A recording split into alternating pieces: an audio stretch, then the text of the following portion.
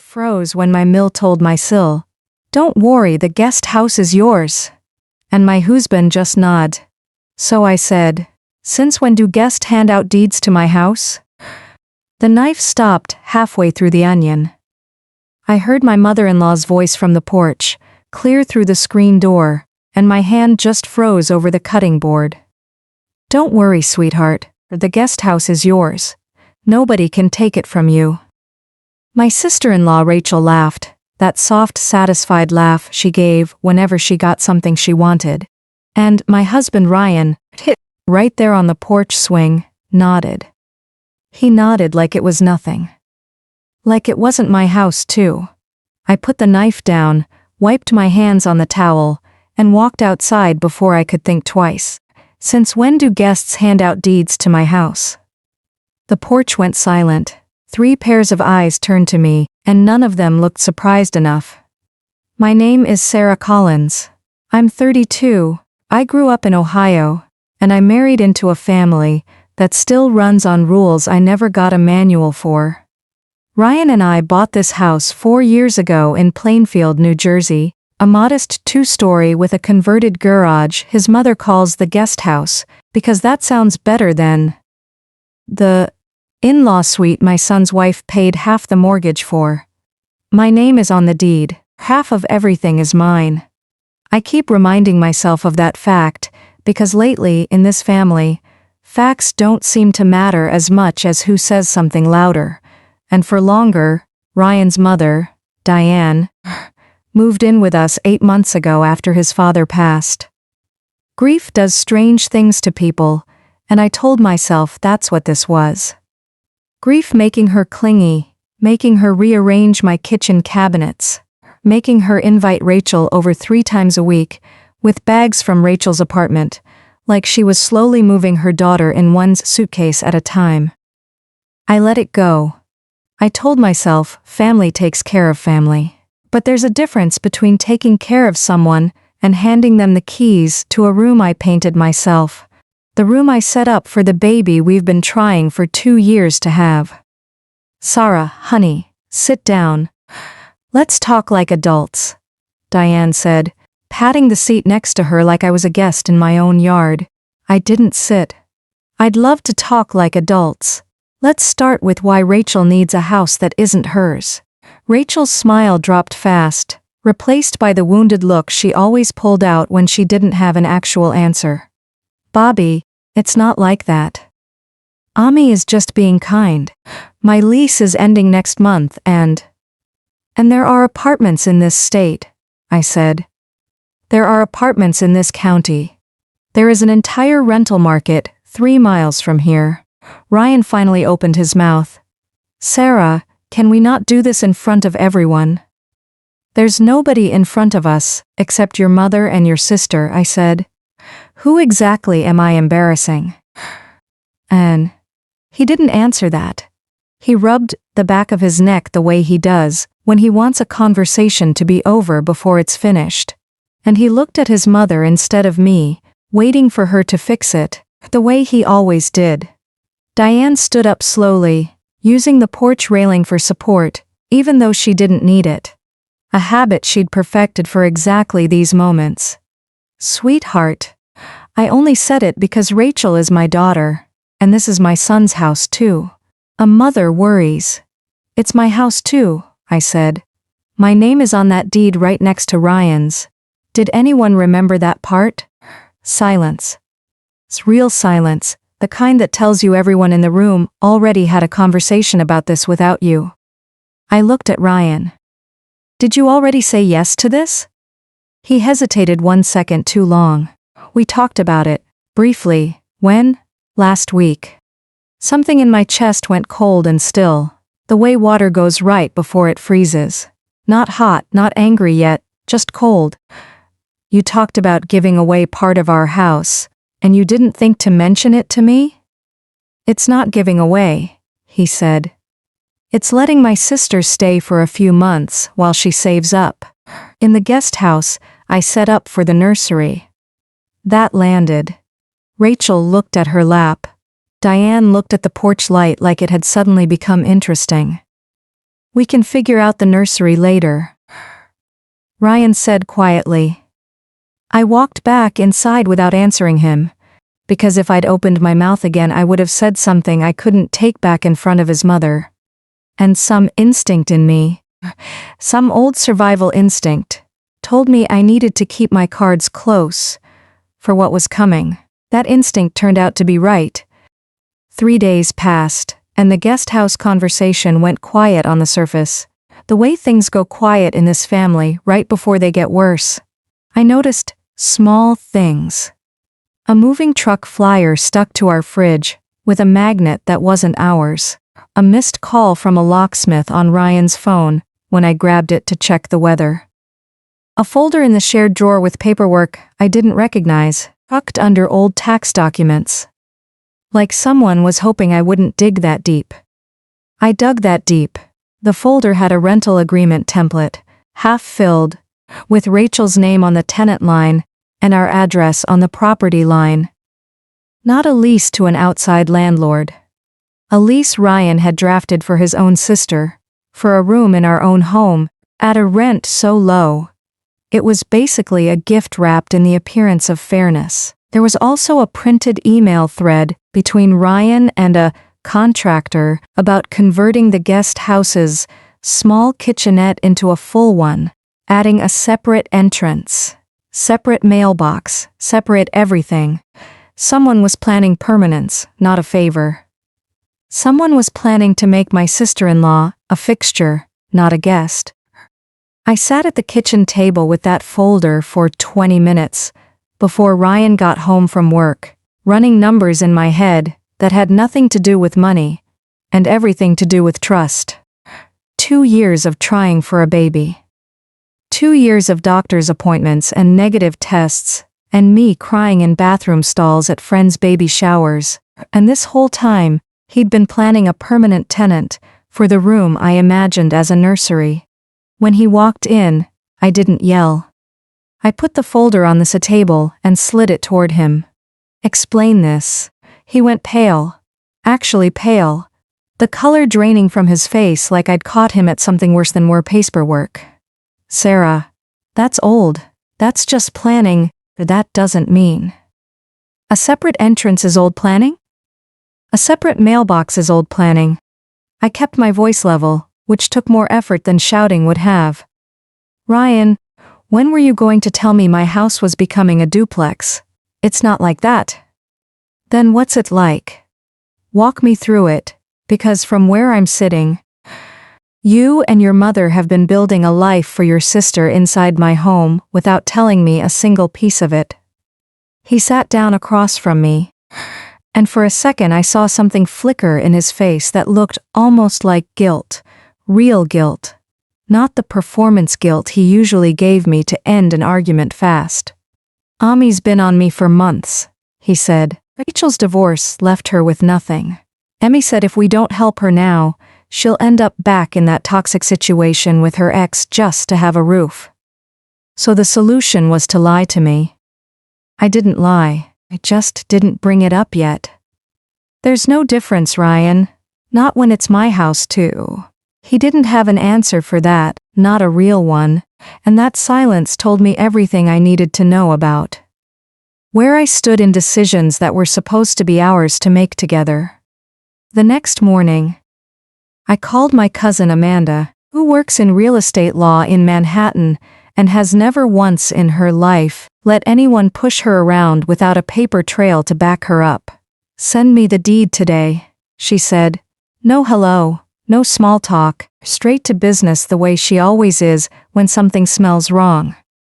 And Sarah, don't sign anything. Not a rental agreement, not an amendment. Not even a birthday card if it has your address on it near Rachel's name. I laughed, despite myself. You think it's that serious? I think in-laws who draft separate entrances for other people's houses aren't doing it for fun, Amanda said. I've seen this play out before. It starts as help. It ends with someone claiming residency rights or emotional entitlement, so strong that removing them becomes a whole legal circus. Get ahead of it now. I spent that evening quiet, watching Ryan move around the kitchen like a man carrying a secret he thought he'd buried well enough. Diane came down for dinner in unusually high spirits, talking about how Rachel found a wonderful moving company, how everything would settle into place beautifully, how families that pull together survive anything. I smiled and nodded, and said nothing, because I had already decided that if this family wanted to plan my life behind my back, I could plan a few things of my own behind theirs. The next 2 weeks moved fast, faster than I expected, like the whole plan had already been in motion, long before that porch conversation, and I'd just walked in on the middle of it. Rachel's things started arriving in small batches, first a few boxes labeled kitchen, then a mattress delivery I hadn't approved. Then, on a Tuesday when I was at work, an actual locksmith van parked in our driveway. I left my desk without telling my manager why, and drove home with my hands shaking on the wheel the entire way, replaying every calm conversation I'd had with Ryan over the past 2 weeks. Every time he'd told me, "Nothing's happening yet. Don't worry." And realizing every single one of those conversations had been a stall tactic while the real work happened around my schedule. The locksmith was mid-installation on a new deadbolt for the guest house's side door when I pulled in. Diane stood on the porch directing him like a foreman on a job site she owned outright. "What is this?" I asked, getting out of the car before I'd even turned off the engine. "Sarah, honey, it's just a lock," she said, too smoothly, too rehearsed. "For safety. Rachel will be alone in there sometimes. Alone in a house whose deed doesn't have her name on it. It's family, Sarah. Must you make everything about paper?" "Yes," I said. "I must. Because paper is the only thing in this family that doesn't lie to my face." She flinched, just slightly, and for the first time since I'd known her, Diane looked like she was calculating instead of performing. Like she realized the version of me she'd expected to fold quietly wasn't the version standing in front of her. I called the locksmith over, polite but firm. "I'm sorry, there's been a miscommunication. This work needs to stop until my husband and I sort out the details of who actually authorized it." The man, to his credit, didn't argue. He'd clearly seen family disputes before. He packed his tools while Diane protested behind me in a stream of Urdu. I didn't bother translating in my head, because none of it mattered until Ryan and I had an actual conversation with actual honesty in it. I texted Ryan one line, "Come home now. We need to talk before this goes any further." He came home an hour later, and I laid it all out, calm and factual, the way Amanda had coached me. The deed, the lease draft, the renovation emails, the locksmith, the pattern of decisions made about our shared property, without my knowledge or my signature. "You're treating this like a business deal," he said, frustration cracking his voice. "This is my sister, my family." "And I'm your wife," I said. "The one whose name is legally attached to every square foot of this property. When did that stop mattering to you?" "It never stopped mattering." "Then why does every decision get made, and only explained to me after the fact, when it's too far along to undo without a fight?" He didn't answer right away. And in that pause, I saw the real shape of our marriage, for the first time in years.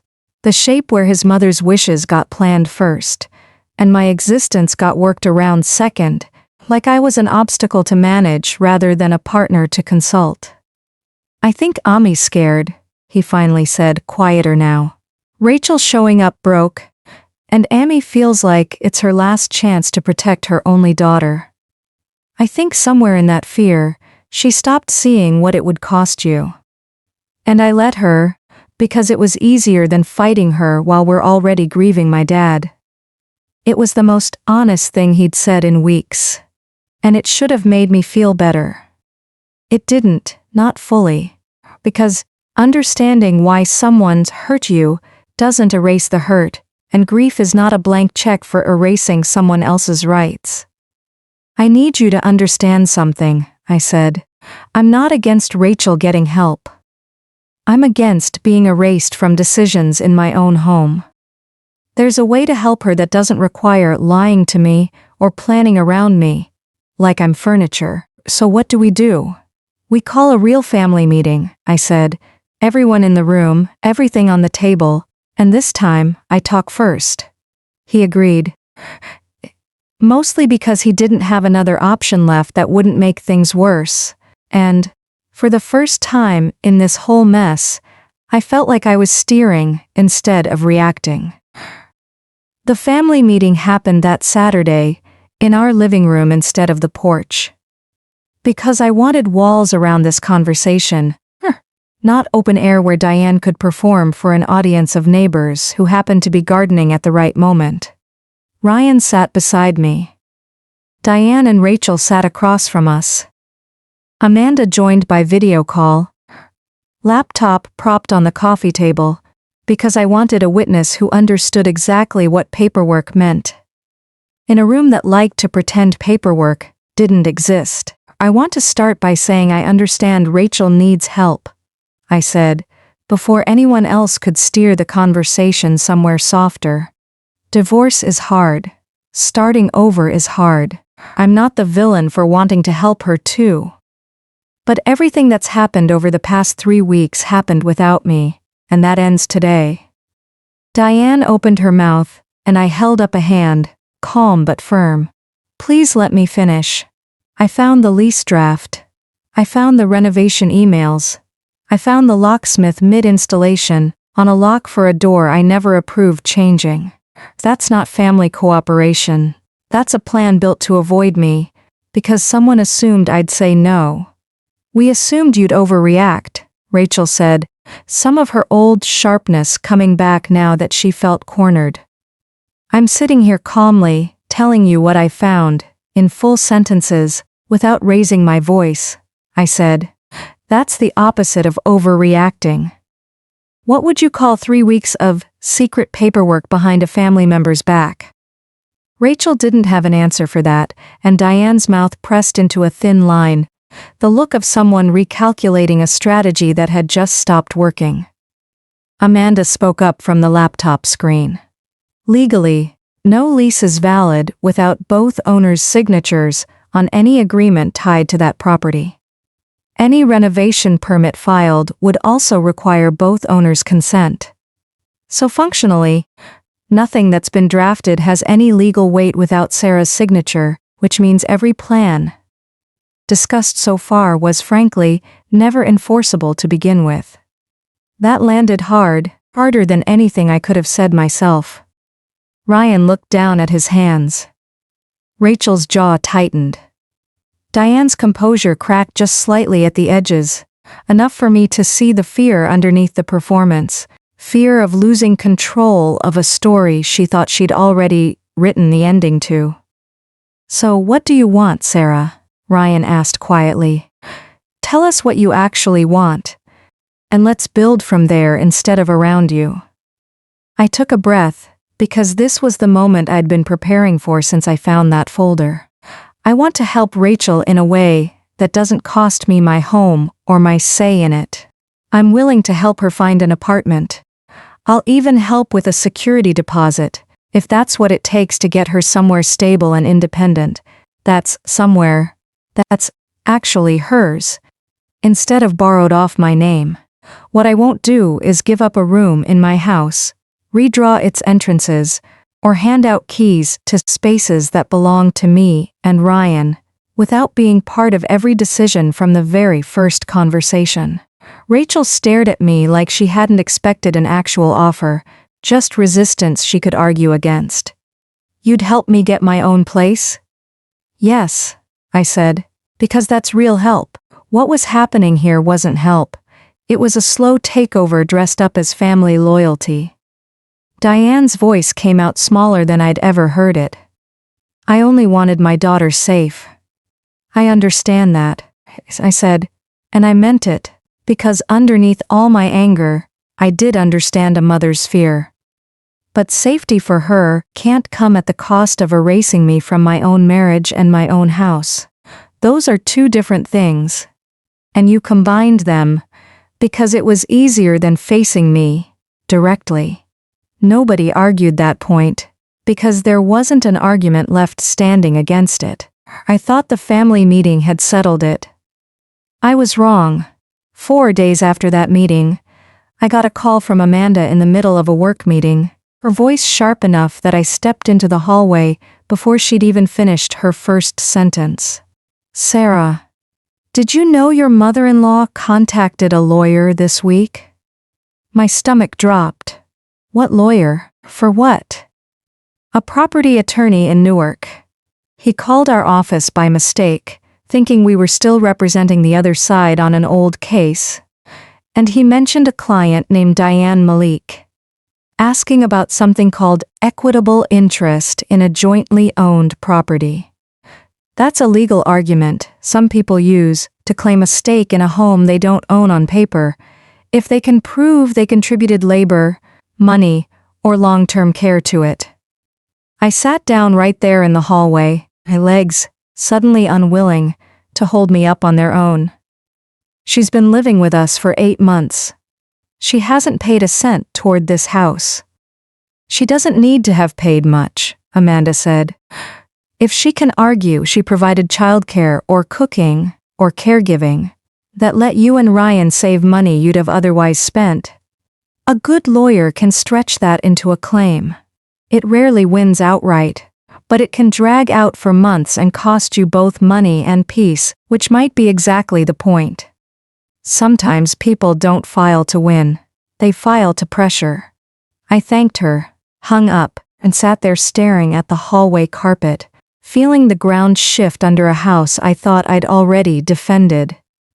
That night, I didn't confront Diane directly. I watched her instead, the way she moved through the kitchen, humming to herself, the way she asked Ryan twice about paperwork for the house, over dinner in a tone dressed up as harmless curiosity. I said nothing. I let her believe the meeting had ended things, because I needed her to keep talking before she stopped. 2 days later I found what I needed. A voicemail she'd forgotten to delete from her phone, left on speaker on the kitchen counter. While she showered, from the same Newark attorney's office, confirming an appointment for the following Monday. I didn't listen out of guilt. I listened because a woman who plans in silence deserves to be met in silence, with the same care she used against me. I brought it to Ryan that same night, laid out flat with no shouting, because shouting had never been the thing that moved this family. Facts moved this family when they were undeniable enough. "She's talking to a lawyer about equitable interest in our house," I said, behind both our backs, 4 days after we sat in that living room and agreed to bring everything into the open.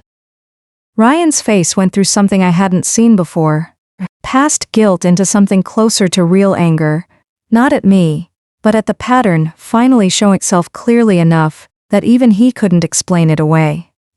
"She's my mother, and I love her," he said, "but this isn't grief anymore, Sarah, this is a strategy." "I know," I said, "which is why I need you to be the one who says it to her. Not me, you." He went to her that Sunday morning, alone, and I don't know every word that passed between them in that room, because some conversations a wife needs her husband to have, without her standing there keeping score. What I know is that he came out an hour later, pale and quiet, and told me the appointment had been canceled, and that his mother had cried, and that he'd told her plainly, for the first time in his life, that the house was mine as much as his, and that no lawyer, no equitable interest claim, no quiet Monday appointment was going to change whose names sat on that deed. Diane did speak to me for 6 days after that. On the 7th day, she came into the kitchen while I was making tea and stood in the doorway longer than usual, like she was deciding something. "I was scared," she said finally, not quite looking at me. Scared of being nothing in this house once Rachel left it, and once you and Ryan had children who needed less of me. I thought if I had a claim, I'd always have a place. It was the closest thing to honesty I'd gotten from her since this whole thing started, and it didn't erase what she'd tried to do, but it gave me something to build from instead of just something to guard against. You already have a place, I said. You didn't need to steal one to keep it. She didn't answer, but she nodded, and something in the set of her shoulders loosened for the first time in weeks. 2 weeks later, Rachel moved into a small one-bedroom apartment. 11 minutes from us, a place I helped her find, and partly fund, on terms we all agreed to out loud, in daylight, with everyone's name on every document that mattered. Diane still visits often, still fusses over my kitchen cabinets, in ways that makes me sigh. But she asks now before she moves anything, a small shift that tells me the bigger lesson landed, even if she'll never say it directly. I said. Ryan and I started something we should have started years ago, a standing rule that any decision touching our house, our money, or our future gets discussed between us first, before either of our families hears a single word about it. It sounds like a small thing. It isn't. It's the difference between being a wife and being a placeholder in someone else's plans. The guest house sits empty now, freshly painted, waiting for the nursery it was always meant to be. Last month, 2 pink lines showed up on a test I almost didn't believe, after 2 years of nothing but disappointment. I haven't told Diane, yet. I haven't told Rachel either. Some rooms in a marriage need to be protected quietly, built up in private, before you open the door and let the whole family walk through them again. Because the next time someone in this family decides what belongs to who, I intend. Have the locks changed, the paperwork signed, and the answer ready before they've even finished asking the question.